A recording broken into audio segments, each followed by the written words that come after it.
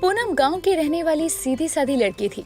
पूनम एक बार खाना बना रही होती है, तभी पूनम की माँ सरिता आती है और पूनम से कहती है, अरे पूनम बिटिया, ये का बनाया है तूने? माँ, हमने तो आज लिट्टी चोखा बनाया है। बड़े दिनों से मन हो रहा था लिट्टी चोखा खाने का, लेकिन समय ही नहीं मिल पा रहा था।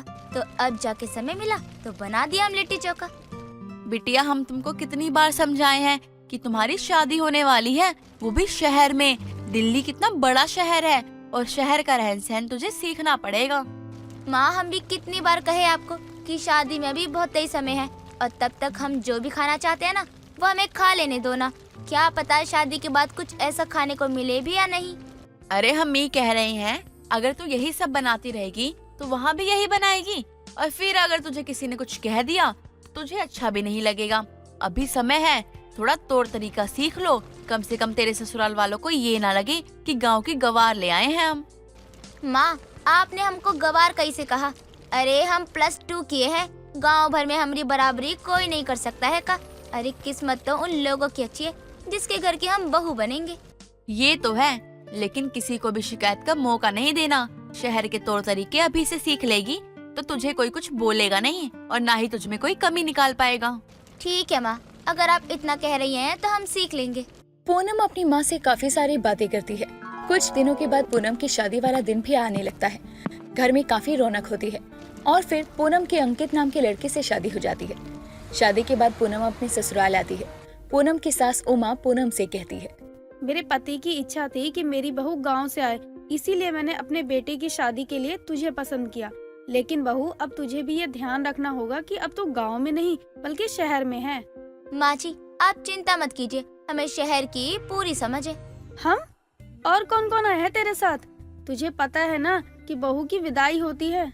अरे माँ जी, हमारे कहने का यही मतलब है कि हमें सब समझ है, आप चिंता मत कीजिए। बहू, अब तू मेरी बात कान खोल कर सुन ले। ये शहर है, कोई गांव नहीं। अगर तूने यहाँ पर हम करना शुरू किया तो लोग यहाँ पर तेरा मजाक उड़ाएंगे। इसीलिए तू अपनी इस आदत को सुधार ले, तेरे लिए वही अच्छा होगा।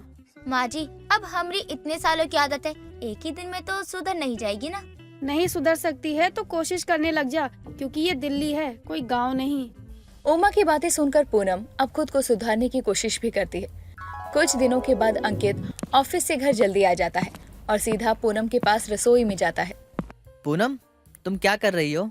आपको दिखाई नहीं देता का? हम यहाँ बर्तन धो रहे हैं। लेकिन एक बात आप हमें बताओ कि आप आज घर जल्दी कैसे आ गए? आपके दफ्तर वालों ने क्या आपको भगा दिया वहाँ से? नहीं नहीं, मुझे कोई भगा नहीं सकता। वो तो मैं यहाँ आज जल्दी तुम्हारे लिए आया हूँ। हमारी शादी को इतना टाइम हो गया है और अब तक मैं तुम्हें कहीं घुमाने तक नहीं लेके गया। तो आज आप हमें कहीं बाहर घुमाने लेकर जाओगे? हाँ बिल्कुल, अब जाओ, तुम जल्दी से जाकर तैयार हो जाओ और फिर हम दोनों घूमने चलते हैं। अंकित और पूनम दोनों बाहर घूमने के लिए निकल जाते हैं। अंकित पूनम को एक फास्ट फूड की दुकान पर लेकर जाता है और पूनम से कहता है, चलो पूनम, आज मैं तुम्हें यहाँ के फिंगर खिलाता हूँ। यहाँ के फिंगर बहुत ही फेमस हैं, तुम्हें बहुत ही अच्छे लगेंगे, तुम देखना जरूर। फिंगर? अरे आप लोग शहर वाले उंगलियां खाते हो का? नहीं नहीं अंकित जी, हम तो शुद्ध शाकाहारी हैं, हम किसी की उंगली नहीं खा सकते। अब हमें यहाँ से जल्दी लेकर चलो। तुम भी ना पूनम, तुम थोड़ी सी पागल हो गया। अरे फिंगर उंगलियां ही तो होती हैं, लेकिन दिल्ली में आलू को फ्राई किया जाता है जो खाने में बहुत अच्छा लगता है, उसे भी फिंगर कहते हैं। दिल्ली में तो सब लोग उल्टा ही बोलते हैं। अरे आलू को आलू कहने में कौन सी शर्म आती है? बताओ, आप लोग भी ना अजीब ही हो। हमें तो +2 में यही पढ़ा था कि फिंगर माने उंगलियां होते हैं। अंकित पूनम को फास्ट फूड में काफी कुछ खिलाता है और जो भी खिला रहा था वो सब पूनम को काफी अच्छा लग रहा था। अरे अंकित, ये सब तो सच में बहुत ज्यादा स्वाद है। तभी हम कहे कि सब लोग दिल्ली के फास्ट फूड की इतनी तारीफ क्यों करते हैं। अरे भाई, अच्छे इतने होते हैं कि हर कोई तारीफ ही करेगा ना। मैंने तो पहले ही कहा था कि तुम्हें ये सब अच्छा लगेगा। अरे अंकित जी, हम वो मोमोज थोड़े और खा सकते हैं का? का है ना, हमारा मन नहीं भरा है। अरे हाँ हाँ, क्यों नहीं। मैं आज जल्दी घर इसीलिए तो आया था कि तुम्हें अलग अलग चीजें खिलाऊं, जो तुम्हें अच्छा लगे वो खाओ। पूनम काफी कुछ खाती है और कुछ देर के बाद दोनों घर आ जाते हैं। लेकिन एक बार फास्ट फूड खाने के बाद तो पूनम का मन ही नहीं भर रहा था। अगले दिन पूनम अपनी सास को कहती है, माँ जी, उक्का है ना, आज हमरा दिल्ली का फास्ट फूड खाने का बहुत ही मन कर रहा है। तो क्यों ना आज हम कहीं बाहर से फास्ट फूड ही खा कर आए। आज खाना खाने का तो बिल्कुल भी मन नहीं है हमरा। लगता है बहू अब तुझे भी दिल्ली की हवा लग गई है। दिल्ली का फास्ट फूड किसे नहीं पसंद है। मेरे लिए तो अच्छा ही है कि तूने भी फास्ट फूड खाना शुरू कर दिया। अब तक मैं अकेले खाती थी, लेकिन अब मुझे साथी मिल गई है। जी माँ जी, हमें तो फास्ट फूड इतना ज्यादा पसंद आया ना कि हम एक बार में ही 3-4 प्लेट खा ही गए। चल बहू, फिर मैं तुझे आज फास्ट फूड खिलाकर लाती हूँ। पूनम अब अपनी सास के साथ भी फास्ट फूड खाने जाती है। पूनम धीरे धीरे हर रोज ही फास्ट फूड खाया करती। कई बार तो एक एक हफ्ते तक घर में खाना ही नहीं बनाती और बस उसके साथ बाकी सब भी फास्ट फूड खाते। ऐसे ही कई दिन निकल जाते हैं। कुछ दिनों के बाद पूनम अपने कमरे में बैठी खुद से बात करते हुए कहती है, वो जो माँ जी की सहेली विमला काकी ने चाप खिलाई थी ना, वो तो कितनी बढ़िया थी। मन कर रहा है कि आज ही कहीं से वो वाली चाप लेकर आऊं और खा जाऊं। कोई बात नहीं, माँ जी को कहती हूँ कि आज हमरा चाप खाने का बहुत ही मन है। पूनम तुरंत ही अपनी सास के पास जाती है और कहती है, माँ जी, उक्का है ना, कल आपकी सहेली चाप लाई थी ना, चलिए ना आज हम वही खा कर आते हैं। अरे बहू अब बस भी कर, तू कितना फास्ट फूड खाने लगी है। तुझे ये सब भले ही अच्छा लग रहा हो, लेकिन ये सब खाना हमारी सेहत के लिए बहुत ही बेकार होता है। अरे माँ जी, हम गांव का घी खाए हैं घी। हमारी सेहत तो पहले से ही बहुत ही अच्छी है। ये शहर का फास्ट फूड हमरा कुछ नहीं बिगाड़ सकता। आप चलिए ना हमारे साथ। नहीं बहू, मैं तेरे साथ कहीं नहीं जाने वाली हूँ। अब तू मेरी बात मान और कहीं मत जा। उमा पूनम को बाहर जाने से मना कर रही होती है। तभी वहाँ विमला आती है। अरे उमा, क्या हुआ? तू अपनी बहू को किस लिए मना कर रही है? मेरी बहू को दिल्ली के फास्ट फूड कुछ ज्यादा ही पसंद आ गए हैं। अब तो इसे हर रोज ही फास्ट फूड खाना होता है। कल तूने इसे चाप खिलाई तो आज इसका फिर से वही खाने का मन कर रहा है। वो तो थी भी इतनी अच्छी। मेरा खुद मन कर रहा है कि दोबारा जाकर चाप खाऊं। काकी, हम भी चले का आपके साथ? नेकी और पूछ, मैं तो कब से तैयार हूँ। मैं यहाँ अपनी बहू को यही समझा रही थी कि बाहर का मत खाया कर, और तू इसे ले जाने आ गई। माँ जी, हमारा तो बहुत मन है, हम जल्दी से आते हैं। पूनम विमला के साथ चाप खाने चली जाती है। कुछ ही देर के बाद पूनम चाप खाकर घर आती है तो उसे बार बार उल्टी रस होने लगते हैं। धीरे धीरे पूनम की हालत खराब हो जाती है। उमा उसे हॉस्पिटल लेकर जाती है तो डॉक्टर बताते हैं, इन्हें फूड पॉइजनिंग हो गई है। शायद इन्होंने कुछ गलत खा लिया है। बहू, देख लिया ना तूने अब कि मैं तुझे क्यों मना कर रही थी फास्ट फूड खाने के लिए। माँ जी, गलती हो गई हमसे, तो कान पकड़ते हैं, अब कुछ नहीं खाने वाले हम। पूनम की तबीयत खराब होने के बाद अब तो पूनम दिल्ली का फास्ट फूड खाना बिल्कुल छोड़ देती है। भोली अपने नाम की तरह ही भोली थी। वो लोगों की बातों में ज्यादा जल्दी आ जाती थी। भोली अपनी सौतेली माँ सरला और अपने पिता विनायक के साथ रहती थी। भोली महादेव की बहुत बड़ी भक्त थी। ऐसे ही एक सोमवार भोली नहा धोकर अच्छे से तैयार होकर मंदिर जाने के लिए निकल ही रही होती है कि तभी सरला उसको पीछे से आवाज लगाते हुए बोलती है, ओ भोला की भोली, कहाँ चली? घर का काम क्या तेरा बाप करेगा? माँ, आपको तो पता है ना, आज सोमवार है और आज के दिन मैं शिवलिंग पर दूध चढ़ाने वाली हूँ। हा, घर में हमें दूध पीने को मिलता नहीं और तू उस काले पत्थर पर दूध चढ़ाने जा रही है। चल ला इधर लोटा और घर का सारा काम कर, समझी? सरला इतना बोलकर वहाँ से लोटा लेकर चली जाती है। ये सब देखकर भोली की आंखों में आंसू आ जाते हैं, लेकिन वो अपनी माँ को बिना कुछ बोले चुपचाप जाकर घर का काम खत्म करती है। फिर शिव जी को दूध चढ़ाने चली जाती है। ऐसे ही दिन गुजरता है और सरला भोली को परेशान करती रहती है। ऐसे ही रक्षाबंधन आता है और भोली बहुत दुखी होती है। तभी उसके पिता विनायक आते हैं। क्या हुआ भोली, तू इतनी उदास क्यों है? माँ ने आज फिर तुझे कुछ कहा क्या? पिताजी, माँ तो हर रोज कुछ ना कुछ कहती ही रहती है। माँ की बातें सुनने की तो आदत हो गई है। अच्छा, फिर क्या बात हो गई जो मेरी भोली इतना उदास हो गई है? कल रक्षाबंधन है और मेरा कोई भाई नहीं है। अरे बेटा, जब तू आज तक भोले को ही भाई मानती आई है तो कल भी उन्हें ही राखी बांध दियो ना। वो हमेशा तेरी रक्षा करेंगे। हाँ पिताजी। चल ये सब छोड़, देख मैं तेरे लिए नए कपड़े और राखी लेकर आया हूँ। कल तू नए कपड़े पहनकर अपने भोले को राखी बांधने जाइयो। नए कपड़े और राखी देखकर भोली बहुत खुश होती है। विनायक और भोली बात कर ही रहे होते हैं कि तभी सरला आ जाती है और भोली के हाथ में सामान देखकर बोलती है, भला अपनी बेटी राखी के लिए नए कपड़े का क्या करेगी? भाई तो है नहीं इसका। हाँ, इसका भाई है ना।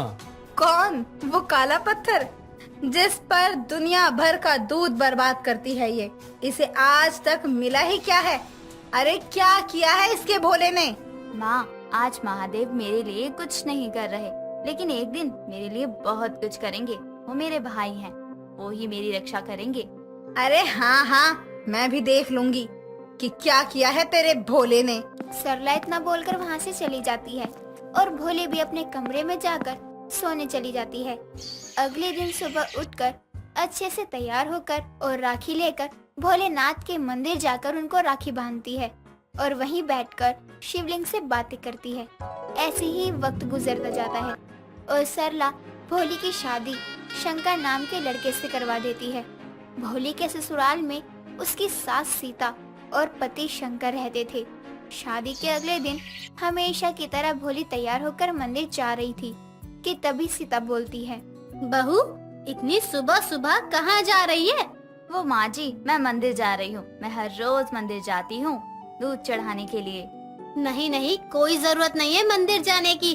जो पूजा करनी है घर में ही कर, बाहर कहीं भी जाने की कोई जरूरत नहीं है। पर माँ जी, तुझे समझ नहीं आ रहा है? मैंने अगर मना कर दिया है तो नहीं जाएगी बस, और अगर बहस करेगी तो खाल उतार दूंगी तेरी।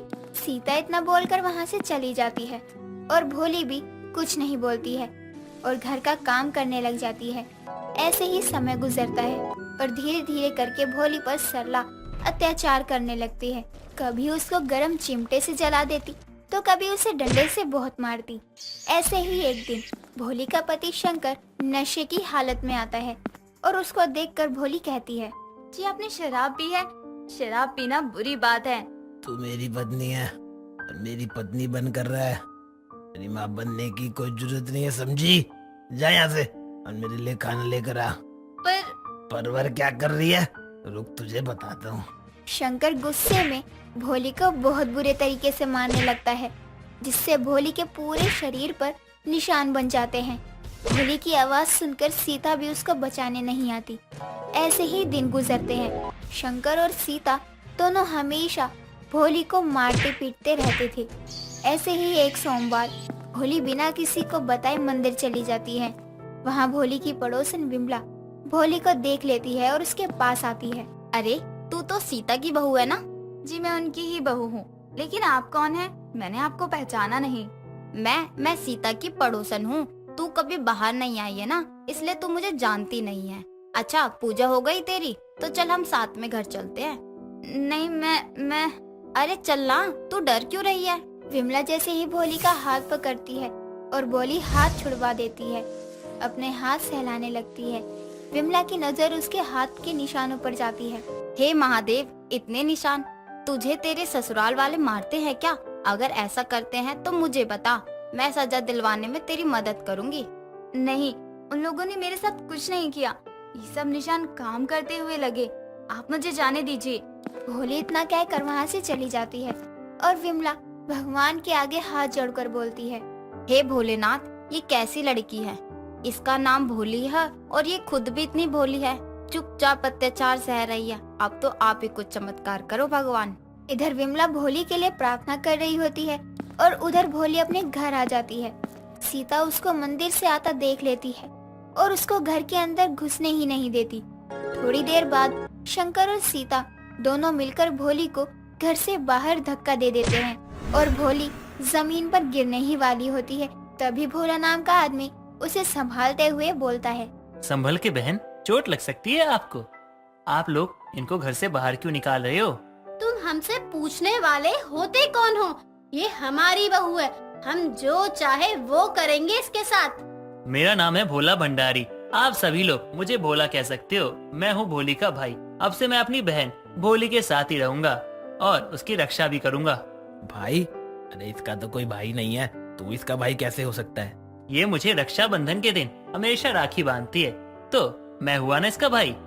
चलो बहन, घर के अंदर चलते हैं। भोला भोली को उठाकर घर के अंदर ले आता है। भोली भोला को पानी लाकर देती है।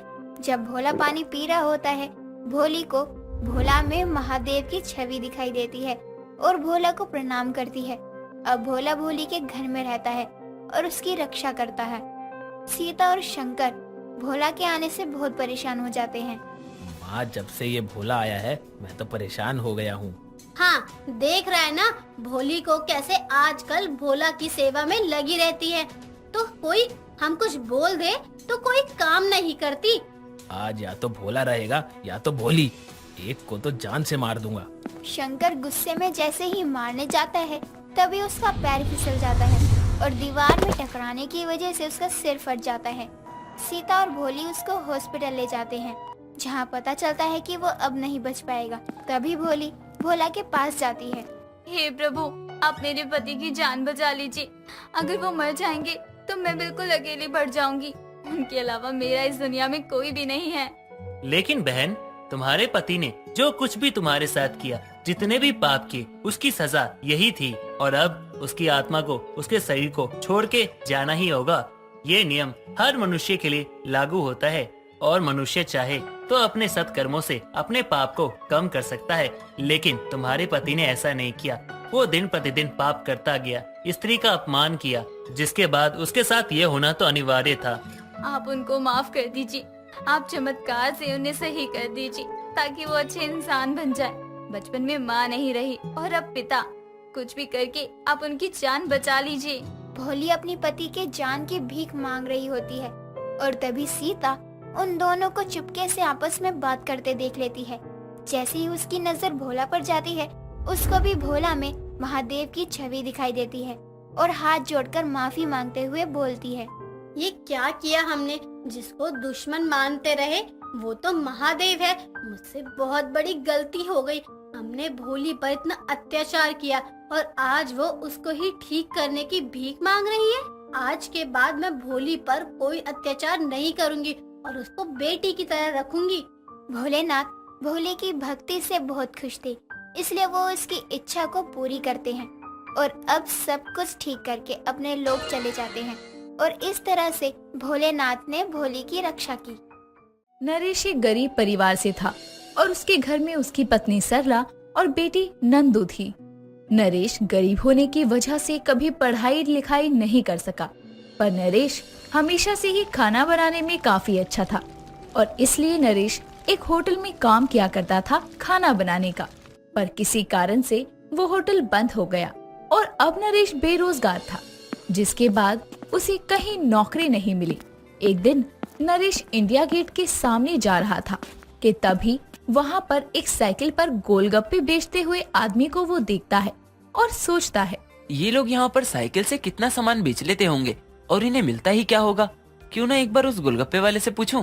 नरेश अब उस गोलगप्पे वाले के पास जाकर उसे कहता है, भैया एक प्लेट गोलगप्पे देना। कितने का है वैसे एक प्लेट गोलगप्पे? 20 के 6 गोलगप्पे। रहने दो भैया, तुम तो बड़ा ही महंगा दे रहे हो। अरे भाई, ये इंडिया गेट है और बाजार नहीं जो सस्ता मिले। यहाँ जो भी यहाँ घूमने आता है वो घर का खाना नहीं लाता और यहाँ घर जैसा खाना मिलता भी नहीं है। इसी लोग हमारे यहाँ के गोलगप्पे खाकर पेट भर लेते हैं, तो हम महंगा नहीं देंगे क्या? उस गोलगप्पे वाले की बात सुनकर नरेश सोच में पड़ जाता है कि ये लोग उन सभी को महंगा सामान देते हैं जो लोग घर से खाना नहीं लाते। और तो और अगर ये सब होटल या किसी ढाबे में जाएंगे तो भी उन्हें महंगा खाना ही मिलेगा। तो क्यों ना यहाँ पर अपना एक खाना बेचने का काम शुरू कर दूं। इससे मुझे कहीं काम नहीं देखना पड़ेगा और तो और सभी को घर जैसा खाना भी मिलेगा। चलो पहले घर जाकर सरला को इस बात के बारे में बताता हूँ। इतना कहकर नरेश वहाँ से घर की ओर चल देता है और घर पहुंचकर वो अपनी पत्नी और बेटी को इस बात की जानकारी देता है और उसकी पत्नी और बेटी को नरेश का ये आइडिया ठीक लगता है। अब ये तो पता चल गया था कि करना क्या है, पर करे कैसे ये मालूम नहीं था। और उसके बाद नरेश कहता है, गाड़ी हम ले नहीं सकते और दुकान वहाँ लगा नहीं सकते, तो अब मैं खाना बेचूंगा कैसे? पापा, वो जो आपकी पुरानी साइकिल है ना, उसे ठीक करवा लो और फिर उसी से आप खाना बेचने चले जाना।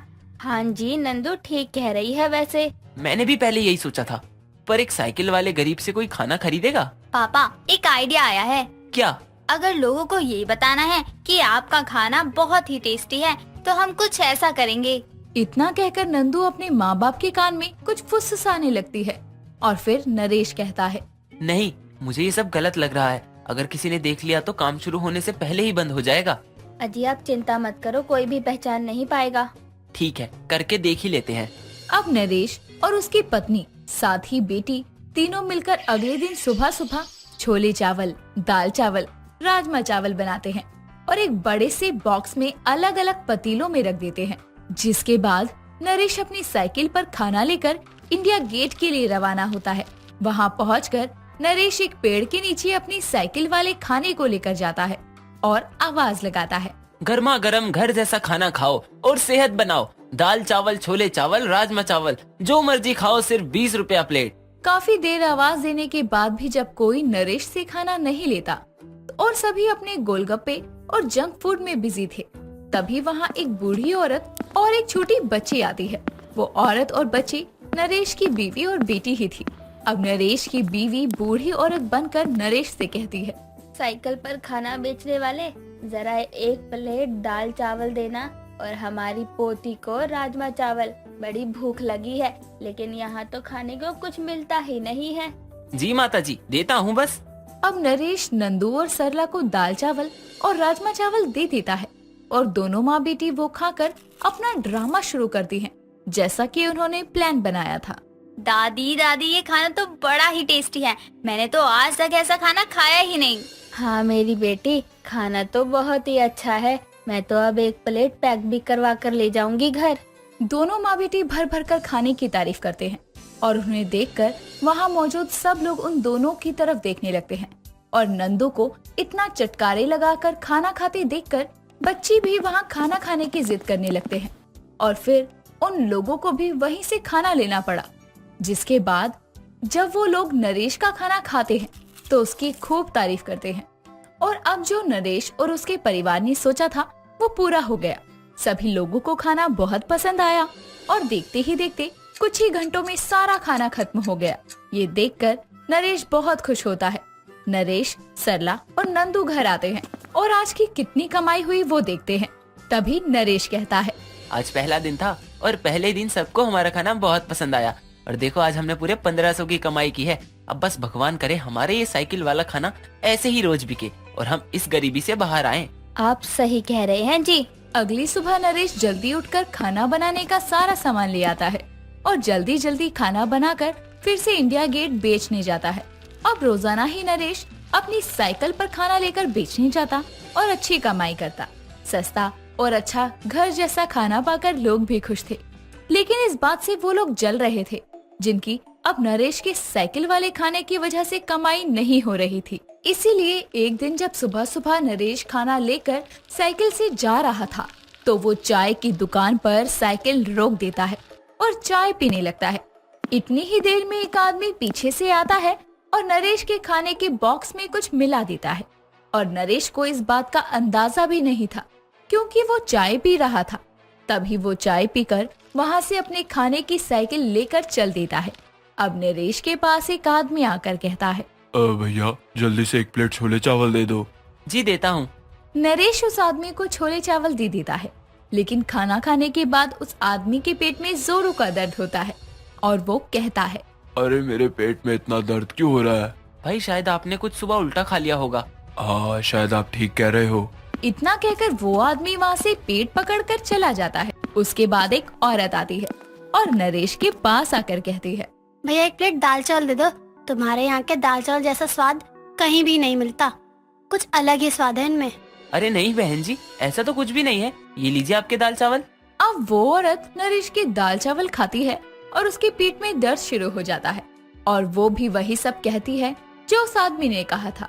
पर नरेश अब ये सोच रहा था कि सबके पेट में एक साथ अचानक दर्द कैसे हो सकता है। तभी एक आदमी आता है। ये वही था जिसने नरेश के खाने में दवाई मिलाई थी और वो कहता है, अरे भाइयों, आप लोग इस साइकिल वाले का खाना मत खाओ, इसने अपने खाने में पता नहीं क्या मिला दिया है कि सभी बीमार हो गए हैं जिसने भी इसका खाना खाया है। इतने में वो आदमी जिसके पेट में दर्द हुआ था और वो औरत जिसके पेट में दर्द था, दोनों वहाँ आते हैं। और अब वो भी यही कहते हैं कि इसका खाना खाने से पेट में दर्द हुआ है। ये सुनकर वहाँ खड़े लोग भड़क जाते हैं और नरेश की एक नहीं सुनते, उसकी खूब पिटाई करते हैं। साथ ही उसका सारा खाना फेंक कर उसकी साइकिल तोड़ देते हैं। नरेश जैसे तैसे अपनी जान बचाकर घर आता है और जो कुछ वहाँ हुआ वो सब अपनी पत्नी और बेटी को बताता है। अब नरेश एक बार फिर से बेरोजगार हो गया था और अब घर में बचे हुए पैसे भी खत्म होने को थे कि तभी सरला नरेश को कहती है, अजी ऐसे हाथ पे हाथ धरे घर बैठने से क्या होगा, हमें कुछ तो करना ही होगा ना। आगे हमारी बेटी भी बड़ी हो रही है, खर्चा बढ़ रहा है अब। तो क्या चाहती हो तुम? क्या करूं मैं? थक कर मत बैठो, जो काम बंद किया है दोबारा शुरू करो। पर अब मुझसे कोई खाना क्यों खरीदेगा? जरूरी नहीं कि आप एक ही जगह बेचो अपना खाना। आपके पास साइकिल है जिसे आप कहीं भी ले जा सकते हो। बेचने के लिए एक जगह से दूसरी जगह तो जा ही सकते हो। वैसे सही कह रही हो तुम, मुझे ऐसे हिम्मत नहीं हारनी चाहिए। चाहे जो भी हो, मैं कितना भी गरीब क्यों ना हूँ, पर मेरे पास मेरी साइकिल और मेरा टेस्टी खाना है। अब मैं दोबारा अपनी साइकिल पर खाना बेचने जाऊंगा। इतना कहकर नरेश अपनी टूटी हुई साइकिल को ठीक करता है और फिर से अपनी साइकिल पर खाना लेकर निकल पड़ता है बेचने के लिए। और इस बार वो नई नई जगह जाकर खाना बेचा करता।